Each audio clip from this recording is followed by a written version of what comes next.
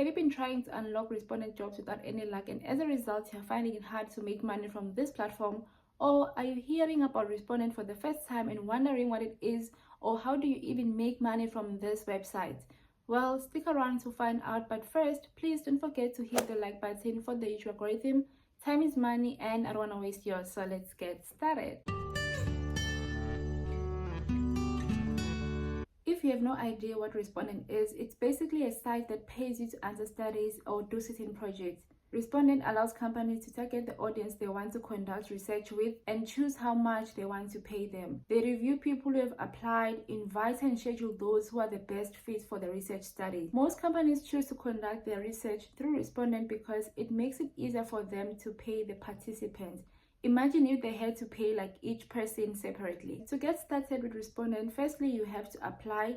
This is very crucial, and for you to be able to apply for Respondent, you need a work email. Some of you already know what Respondent is because I've made a video about them before, but maybe you are still unable to make money from this platform. And every time I post the screenshots on my community tab, you get chest pains because you also want to make this money. Well, I'm going to show you step by step and also give you some tips to help you get more projects. Some of you have been asking me on Instagram, but what is a work email?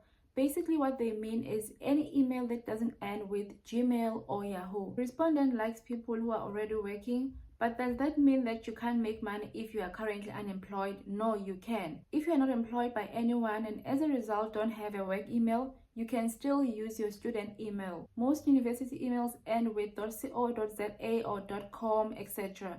Such emails are accepted on Respondent. But what if you are not a student? If that's the case, you can use someone else's email. It can be a close friend, a partner, a family member, etc. Of course, you have to ask them first. Respondent doesn't send stuff to this email because they understand that it's a company's email. They will only send one confirmation link once, and every 90 days they will require you to confirm if you are still working in that company. Guys, without this work email, you cannot unlock most jobs. Another important thing, during the application, there is a section that requires you to write your occupation. Make sure you write your current role if you are working. If you are not, choose a niche and write something in that niche. For example, suppose you are a student and you are studying or generally interested in marketing. Say you are a marketing strategist, or if you are not sure, always go with something general like administrator. It doesn't matter what you put there, you won't be asked to prove it. What's important is the occupation to make sense. And by that I mean, if in the unemployment section you wrote that you work in a finance industry, you can't choose your occupation as a nurse because it doesn't make sense. If the email you're going to be using to apply belongs to a friend or whoever, choose your friend's industry. You can write their occupation or something more general like a clerk. You may panic and think, but what if my friend works in IT and I know nothing about IT? You have nothing to worry about. The occupation you choose doesn't mean that you will only seek jobs in that industry. It means you'll be prioritized for jobs in that industry, but you will still see other jobs in other industries as well. This is what it looks like on the inside. If you use the normal email, they'll require you to verify your email. Don't put your Gmail again. This is where you have to use your work email.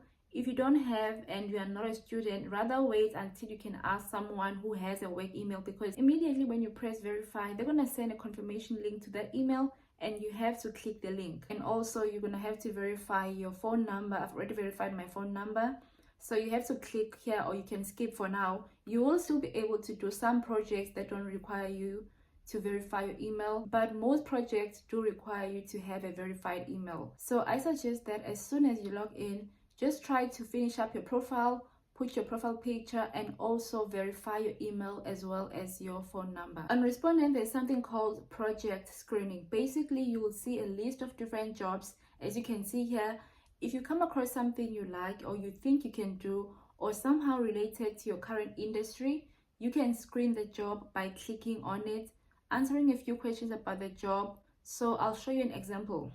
Let's take this one for example. They're looking for people who live in Africa. On your far right, you're going to see the pay, when the project was posted, how long it should take, if it's a moderated or unmoderated study. Basically, that means if it's moderated, this means this study, if you do get accepted, you're going to have like a one-on-one or with a group of people, but the camera is going to be on. But if it's an unmoderated study, you just do it at your own time and you don't have to record yourself. First question, where do you live? We have a list of countries, which doesn't make sense because these countries 1, 2, 3 are not in Africa, but well, I guess we're just gonna say other.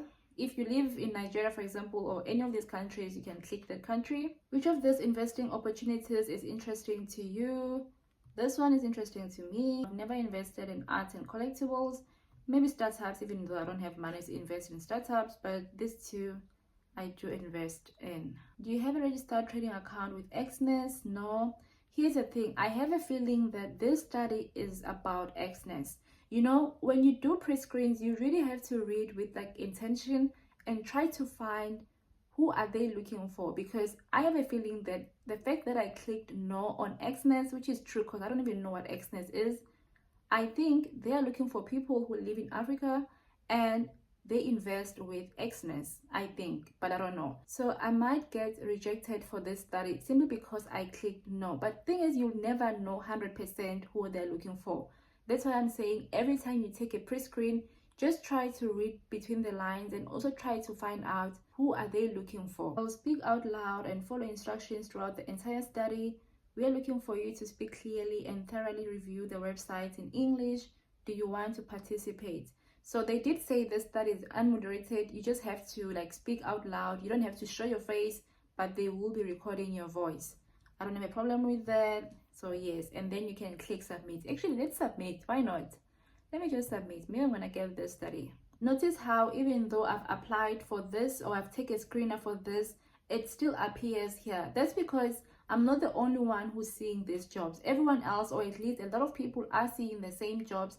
So even though I've applied, it's going to remain here until the company takes it down or until the company has reached the number of people they're looking for, and then they're going to delete this job listing or this project listing. Most jobs are one-on-one discussions with a company representative. So even though you can use someone else's email when you apply or even write their occupation, don't make a mistake of screening for something you know nothing about. You cannot lie about the job because most jobs are done in real time. You can also be accepted to focus groups, so you may be paid like $150 to join 4 other people discussing something or giving opinions about a certain product or topic.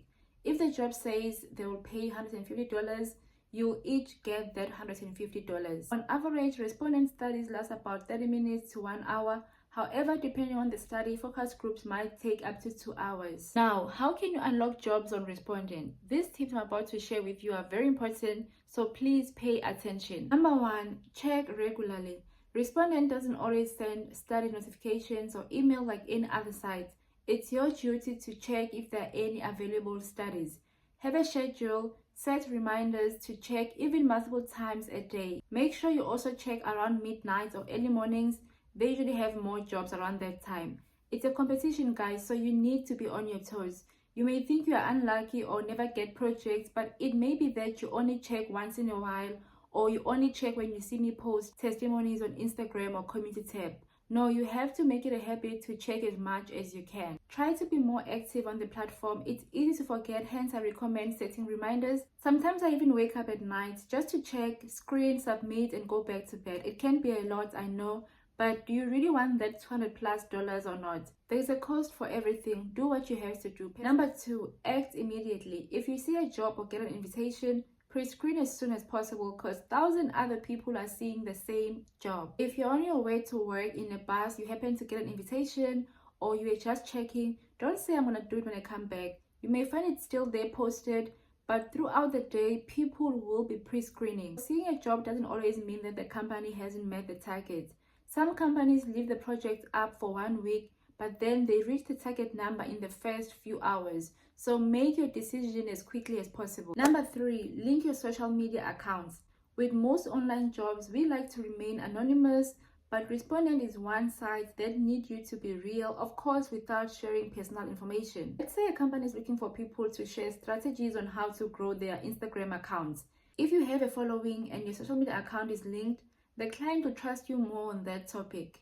You can never know when your social media is going to be beneficial. Even if you have 200 followers, put it because clients may not be interested in numbers, but they just want to be sure that you are a real person, and they can see that by checking your social media account. Make sure your account is not private and you have a profile pic, because then what's the point? If you're not comfortable, rather not include it than to put a private account or a no profile account. Number 4, be honest when taking pre-screens. I always say that with most online jobs, you need to be able to read the room. For example, I mentioned in this video how sometimes you have to be like kind of less honest to qualify for some surveys, because they tend to want breadwinners, decision makers in the household, etc. Meaning, if you're unemployed and you are honest about it, you may get disqualified during pre-screens because they believe you don't get to make decisions in the house and you wouldn't be able to answer maybe like a survey related to groceries. In such cases, you may have to tweak your truth a little, because I mean, being unemployed doesn't mean that you don't know or you won't know how to answer questions related to groceries in your family. You could even ask the person who's responsible for buying groceries. So I think it's not fair for companies to single you out like that before giving you a chance. But on Respondent, lying can be detrimental. Honesty is very important, even if you'll get disqualified. Of course, you should also be able to make your own decision. I'd say don't lie about things like you know how to program when you actually don't. But you could say something like you have an Android even if you don't have, but your sister or your roommate has, because technically, I mean, you could reach out for it if you had to use the Android to do the project or the study. So such lies are not really like complete lies. You don't have it, but you know someone or you stay with someone who has. Number 5, record a personal video. You can post an introduction video similar to teaching platforms, but here you will have to introduce yourself, what you do, etc. If you used someone else's email under work history, I'd say rather stay away from this feature than to lie and say you have X amount of experience in electrical engineering, for example, when you actually don't. It's a big lie and you don't want to do that. So rather make a general video about yourself, educational history, interest, etc., etc. But if you are an actual professional, taking advantage of this feature, companies will trust you more. Introduce yourself, industry, your role. Number 6, be selective. You can only apply to 3 studies per day. Only apply to projects you are sure that, or at least think that you can qualify for. I used to apply to every screen I thought I could qualify for, but then when I scroll down, I would see something more suitable for me and I wouldn't have enough screens left to apply, and I would have to wait 24 hours to get 3 more screens, and by that time I don't even know if the company has already reached the target. So please take your time to scroll through the project, know the screens or projects you think you can qualify for, and then apply.